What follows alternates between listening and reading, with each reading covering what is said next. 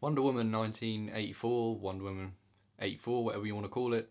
It's the sequel to Wonder Woman. It's set after Wonder Woman, but not after recent DC movies that we've had. So, the DC timeline's a bit of a mess. They're always just hopping back and forth. It's really weird. But yeah, this is a sequel to Wonder Woman set about 40 years after. Obviously, she doesn't age, so she looks exactly the same. She's just living in a different time period. And I would really say that if you have only seen Wonder Woman and you haven't seen the other DC movies, you could easily watch this and it would not matter if you hadn't seen any other DC movie, because there is no correlation or anything or link or anything to those other movies. Now you might be wondering how I watched this movie. Obviously it's out in the States on their streaming HBO Max service, which is what eventually Zack Snyder's Justice League cut will come out on. But we got nothing to watch it on here, so I used a little friend called 123 Movies. If you want the link, let me know. I'll put it in the comments. I watched it on that, all 2.5 hours HD with subs. It was actually a pretty good source, a good link. So fair play to the person who uploaded that. But yeah, it's a long movie, and the reviews that have been coming out of America did have me a bit worried. It wasn't exactly getting positive reviews. Not the worst, but definitely not the best. And I kind of wasn't expecting anything great when I first saw the trailers. Now to summarise the plot, because it's a bit of a weird one really, you kind of got your three characters. You got Wonder Woman, you've got the guy played by Pedro Pascal, Max Lord his name is, and then you got this cheetah lady, I can't remember her name in the movie, or the actress's name, but her. You got these three people, they find a magic rock that just sort of springs up out of nowhere, and the rock grants wishes. That's the movie. I was kind of in a bit of disbelief that this is what they decided to be their plot point, a rock that makes wishes come true. That was the villain in this movie, and that's pretty much the movie. It's 2.5 hours, this movie, and there was like no build up to the rock. It just, Wonder Woman works in a lab or something, or some science building. The rock shows up. Max Lord somehow knows about the rock. He goes and steals the rock, and then he becomes the rock, and then he is able to grant people's wishes. I don't know. It was just a weird film. Like, that part of the plot is extremely poor. It's just so cheap. It's such a cheap way to achieve what this movie wanted to achieve. I just think it was kind of stupid. And I think with the movie being as long as it is, 2.5 hours, they could have easily spent half an hour setting up this fucking rock. They could have done something to just give it a bit more significance than it just shows up in this lab and then people start making wishes. Very strange. Now, as you probably would have seen from the trailers, Chris Pine's character, who is called Steve. Steve, yeah, it's Steve. Steve, he's in the movie. We all know it. We all knew it before, and you're sort of wondering, how does he get back? That's right, you guessed it. Wonder Woman wished for him to come back. So he comes back in another dude's body. It's really weird. She sees this dude, and he's saying stuff that Steve used to say to her, and she's like, what the fuck? And then the camera pans around a few times, and then boom, he's actually just Steve. So he was back, but I don't really understand what it was. I just didn't understand. That's something the Rock's never explained. It just does magical things. It's very, like I said, it's a cheap move. It's a cheap way to achieve what this movie wanted to achieve. I imagine the pitch meeting, they were just like, oh yeah, we want to bring Steve back, but we don't know how to do it. What about a magic rock? So yeah, plot-wise, not great, but I'll tell you, I did actually kind of enjoy this movie, which I was surprised by. The first 10 minutes, I just got to say, were god-awful. There was something with young Wonder Woman doing some training thing, and I could not, for the life of me, figure out what significance it had for the rest of the movie. So I don't know what the fuck that was about. But the rest of it, I just enjoyed it. I don't know, I enjoyed the 80s location. I quite enjoyed the acting. I thought it was good. The interactions were kind of fun. The movie looked okay. The CGI was really bad, though. I'm not going to lie. It was really poor CGI.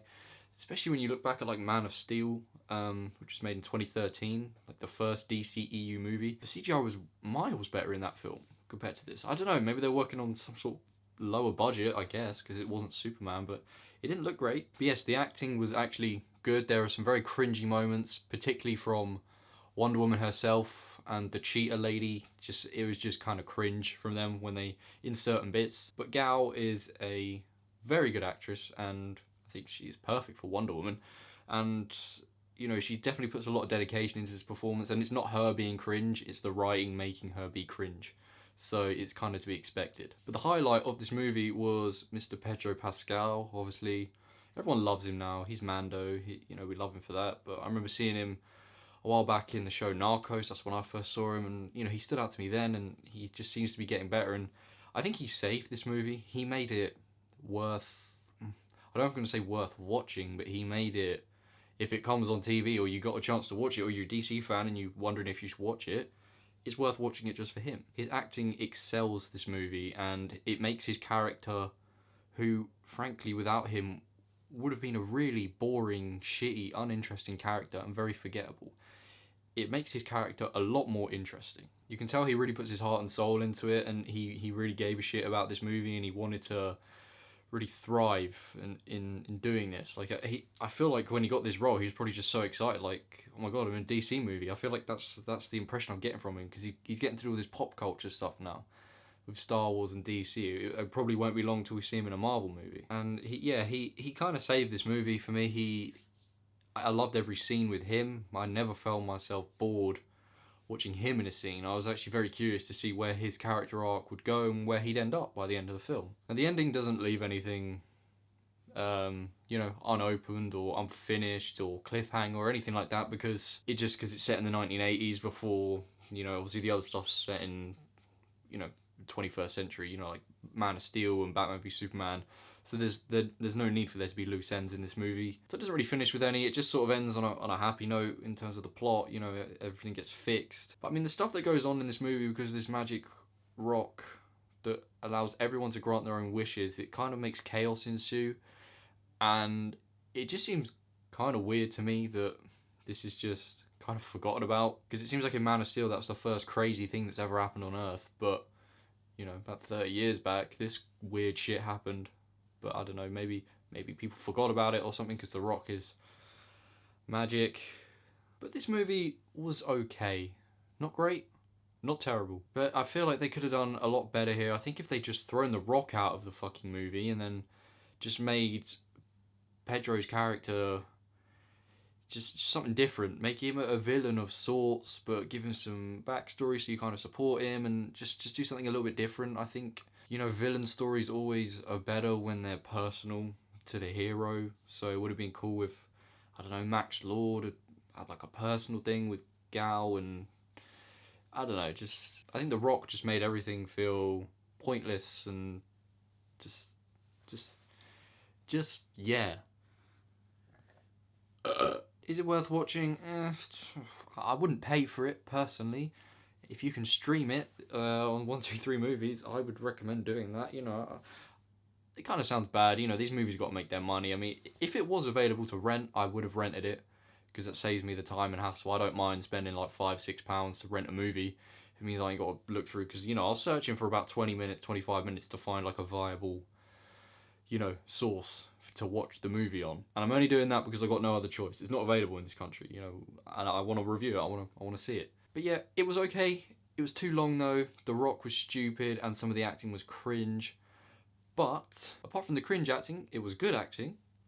The movie looked pretty good apart from the CGI, and Pedro was just magnificent. Lovely to see him in this movie. I would give this movie a 5.5. It was alright. It just, like I said, not great, not terrible. Kind of feels meaningless, but it certainly wasn't like a bad movie. I thought it was going to be worse based on the reviews, but, I'm seeing everyone sort of giving it 5-6s, and I agree with that. 5.5 is what I'd give this movie. Probably wouldn't rewatch, but it's not a waste of your time. We're in lockdown for another few months. Why not watch a 2.5-hour Wonder Woman sequel? Thank you very much for watching. I'll be back later this week with WandaVision, the new Marvel show. So yes, I'll see you in the next one.